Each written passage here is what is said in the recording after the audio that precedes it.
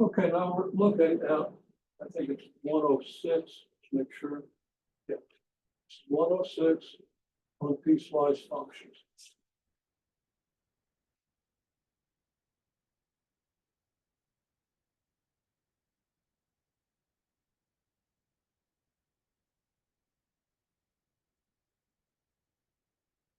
You're given at F1, F2, and F3.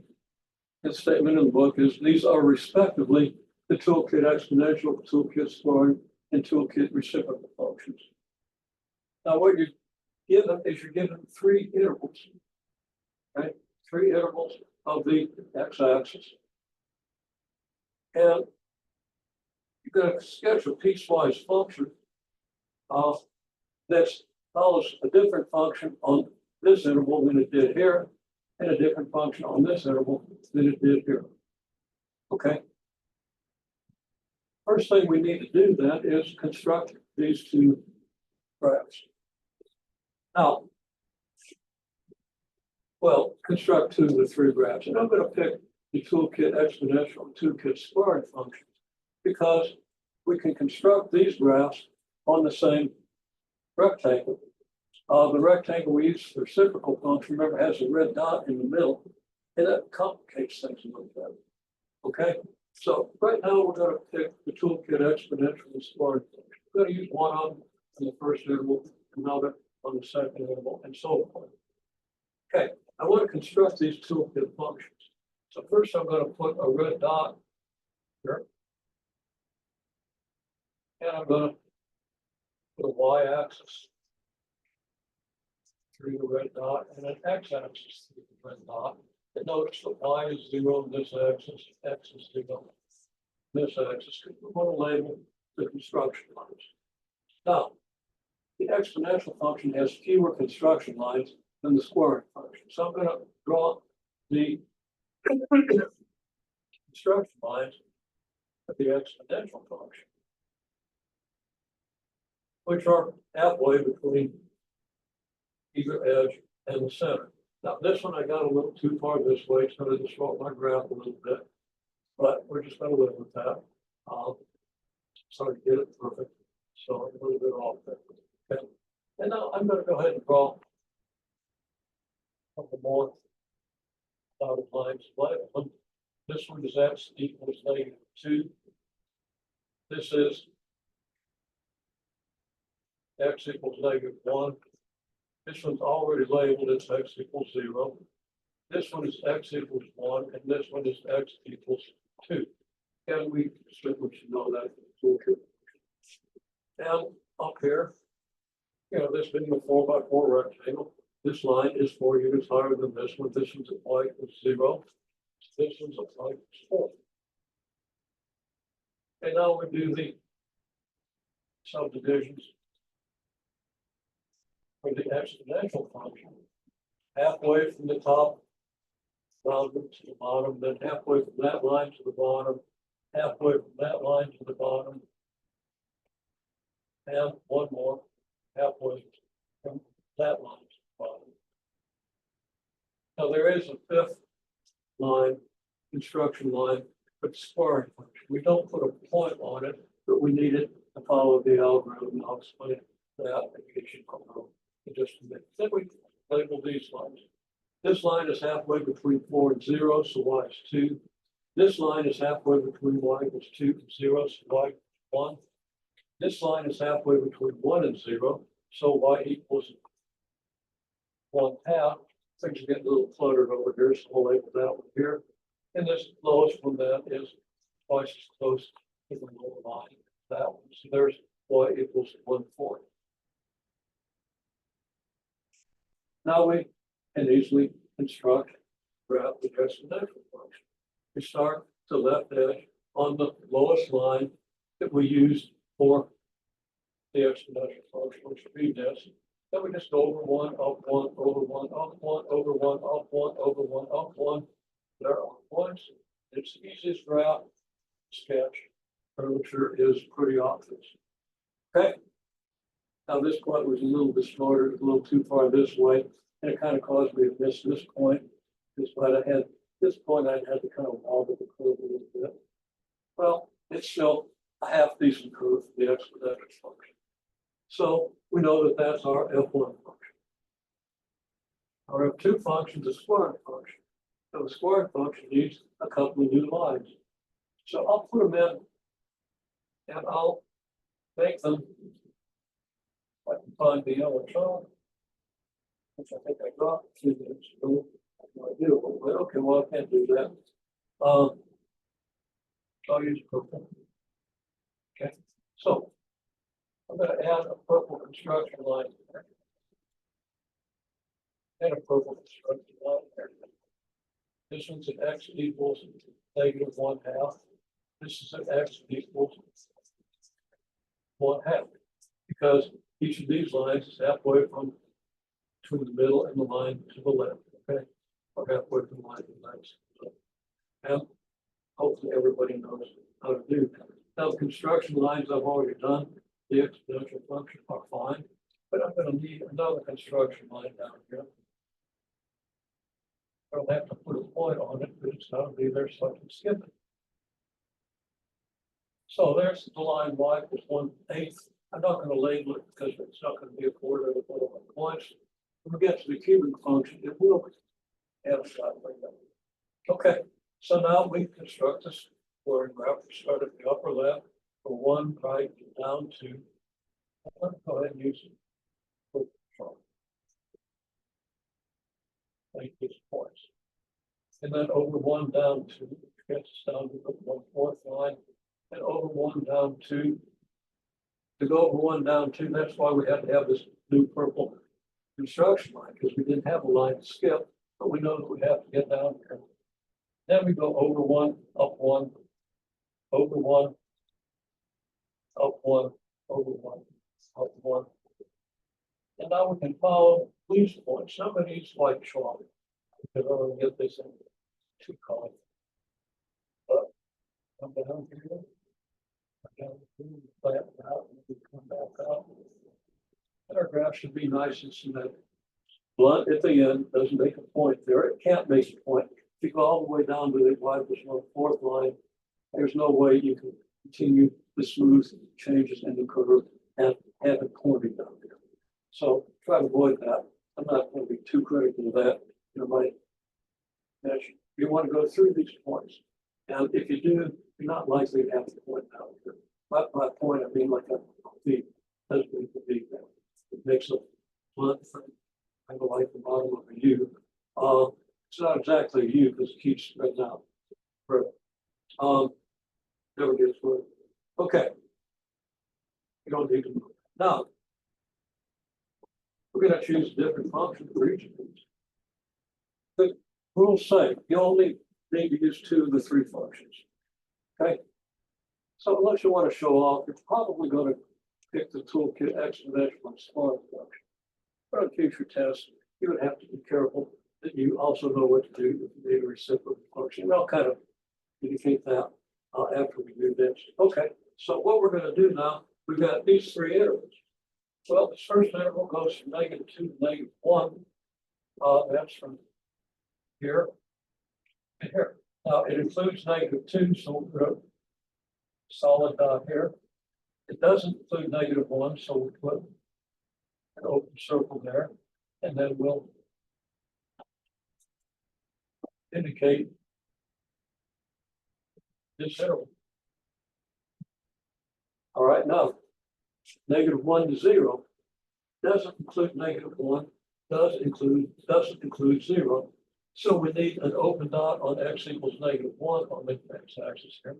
And I'm going to put a, since I've already got an open dot there, I'm going to have to put a bigger open dot, and it's kind of grotesquely big now. But that's, if I tried to put one inside, it would look like a closed dot. It would be too small. So we just live with this. And an open dot on 0. Now I've got to have a pretty big open dot there too, because I got a red dot. And then I do my blue interval. Just so we can see where these intervals are. And then 0.5, 2, including 0.5, but not 2. So 0.5 is x equals 1/2. That's here, and it's included. So I can do a solid dot here. over here, gotta have an open dot. So right there is my third interval. Now notice there's nothing in this interval from 1 to 1/2. There's not going to be a graph above this interval. I mean, there are a couple of graphs above the interval, but those aren't the graphs of our piecewise function. Well, you flip a coin and decide to use the squaring function first. So I'm going to use the squaring function, these two intervals, and the exponential function on this interval. That's very easy now. We just take our orange chalk, which we've used for the squaring function for the first and last intervals, and we trace the squaring function. And the squaring function goes from this x to this x, from this construction point to this construction point. So there it is. So that's part of our piecewise graph. Now, the exponential function, -1 to 0. Okay, well, that's the interval from here to here. So we trace the exponential function from x equals -1 on this point to x equals 0, which is at this point, and like so. Now, we do want to indicate that we don't include the endpoint. We do include -2, the -2 point of this interval. That point is going to be here, so we're going to make it a solid dot. We're not including the -1 point, so we're going to make an open dot. Similarly, for the exponential function, we're not including either of the endpoints. Okay, so we're going to have an open dot here and an open dot here.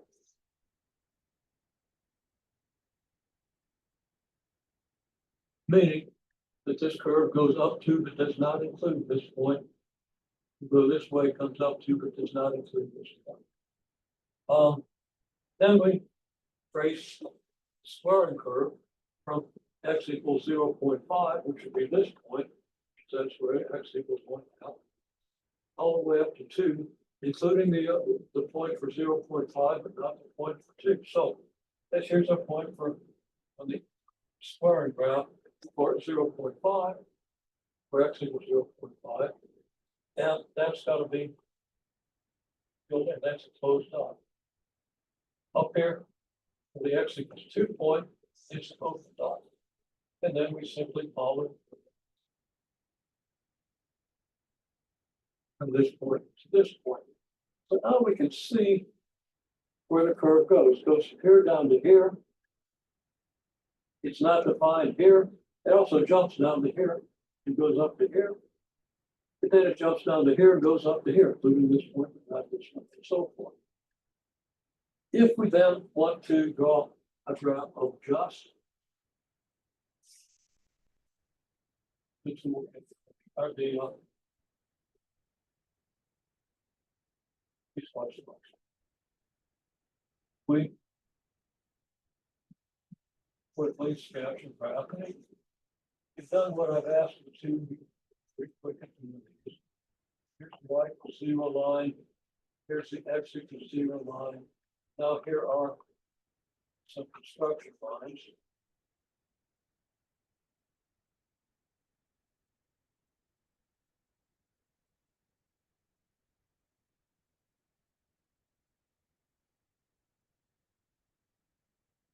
One skip down here when you do the squaring function, although we're not really going to use that. Okay. We've already seen how the thing goes. So between -2 and 1, we have this interval. And on this interval, we go from this point of the squaring function over 1 down to this point. So here's what our graph looks like. Concave up, it kind of got a wobble in there. Chalk didn't behave right. My fault. We include these points. Now, this is just the part of the curve that I had informed here.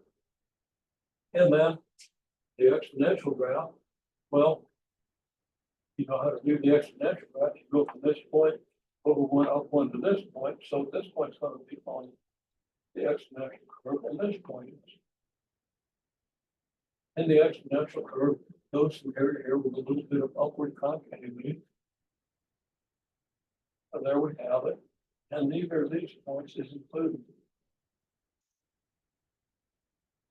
Then we jump over to x equals 1.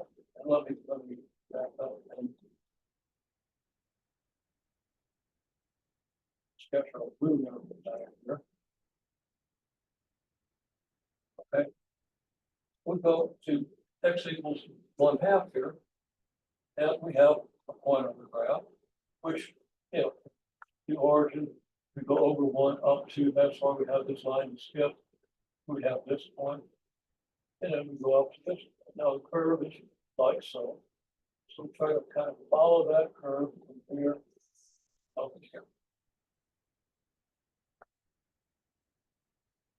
Then we include this point. We don't include this point. Now I've got it in 2 colors, but you can see what the curve looks like. It's like this, and like this, and like this. It includes this point, and I tried to fill that in, I think.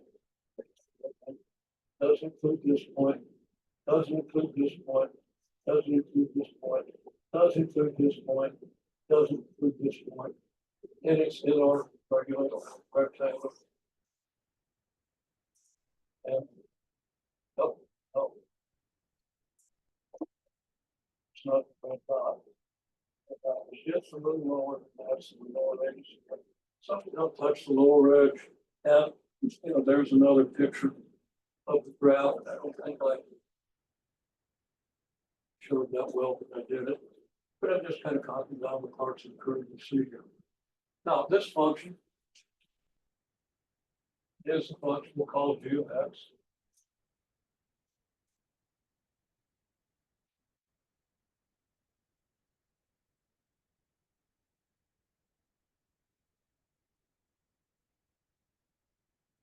And from -2 to 1, including -2 but not 1, we have the scoring function. Then we have our Toolkit exponential function from 1 to 0. And we're not including 1, we're not including 0, so it's 1 less than x less than 0. And then finally we have x squared again from x equals 1/2, x equals 2, including 1/2, so it's less than or equal here, but not including 2. And that's how we write the function out. And providing it by hand, that's the way it's usually done. It can be written out the way I write it out in given problem. But there's no penalty for that. I think I do ask for the domain.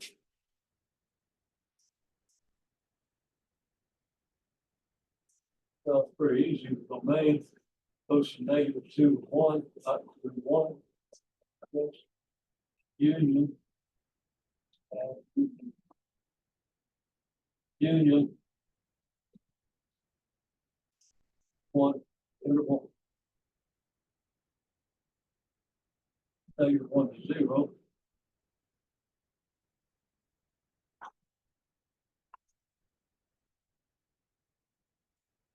Open on both ends. Union the interval from 1 to open to end. In other words,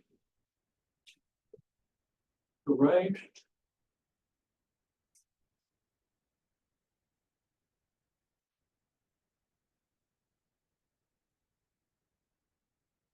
lowest value here is 1/4. This point, if you want to label it, is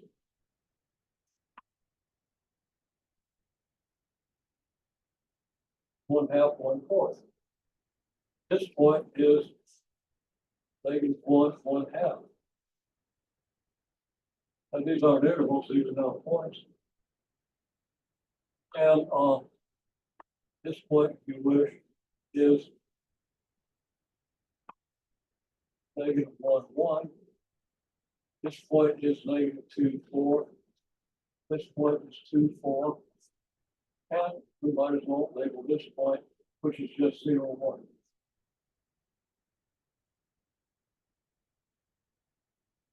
Now, what's our range? The range is all the y values that can occur for this function. So let's see, anything from 1/4, which is the y value here, up to 4 is in the range. And despite the fact that 1 is not a y value that actually occurs for either of these segments, it occurs for this segment, so it occurs. As a matter of fact, this segment includes all the points that are on these two segments, so this is a range. And we need to have a color for this. Really bad broken up fragment, but look here. In yellow, which I hope is showing up as yellow, one range. Goes here. Here.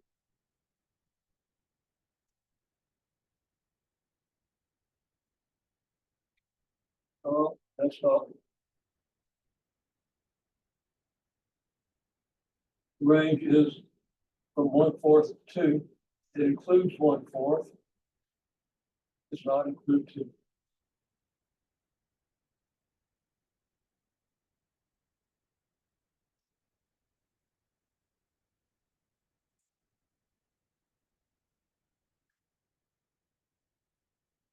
Okay. Now you could even choose to do this, just memorize how to do this and get all the details right. If you don't understand the details, you're almost bound to screw it up in a couple of places. If you do understand all the details, you should be able to do pretty well on this problem. You wouldn't be omitting the reciprocal function. And now, if you do include the reciprocal function, I'm just going to do a little curve in this little right-hand corner. You would have two rectangles.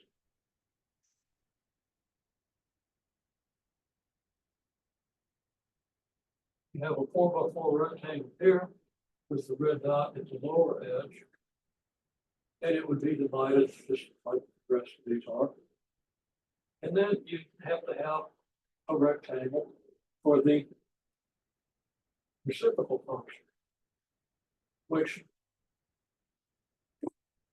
have it'd still be 4x4, but the red dot would be at the middle of the rectangle. So this is